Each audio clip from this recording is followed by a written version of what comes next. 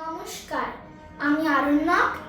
আজ মহালয়ায় মাতৃশক্তি আরাধনা করে আমার নিবেদন ভবানীপ্রসাদ মজুমদারের বাহন বিদ্রোহ।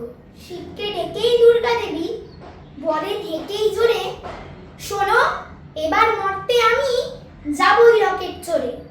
কার্তিক বলে আমি যাব মা চড়েই হিরো হুন্ডা। দুর্গা বলেন তা তো যাবি, তুই যে পাকা গুন্ডা। গণেশ বলে আমি যাব মা লাল মারুতি চেপে। দুর্গা বলেন যাবার আগে নিষ্ঠুরিটা মেপে। লক্ষ্মী বলেন আমি যেতে চাই হেলিকপ্টার চড়ে। রাস্তাঘাটে ভিড় দেখে খুব মাথা আমার ঘোরে। সরস্বতী বলে যেতে চাই সাবমেরিনে চেপে। দুর্গা দেবী বলেন রেগেই গেলি সব খেপে। শিব বললেন বায়না সবার শুনলাম সাত কাহন, কিন্তু কোথায় গেল তোমাদের জীবন্ত সব বাহন? কোথায় গেল সিংহ ইঁদুর ময়ূর পেঁচা হাঁস?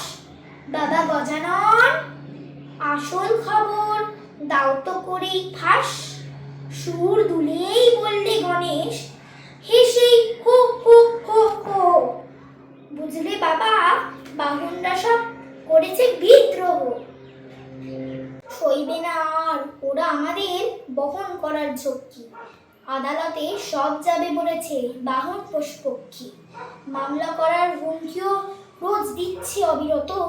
শুনেই তো শিব বুক ঠিপ ঠিপ খেলেন থতমত।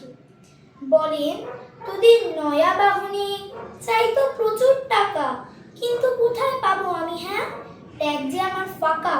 তাই বলি শোন, বুলেট প্রুফ বর্ম এটেই গায়ে, বাহন ছাড়াই যাস তোরা সব এবার হেঁটেই পায়। ধন্যবাদ।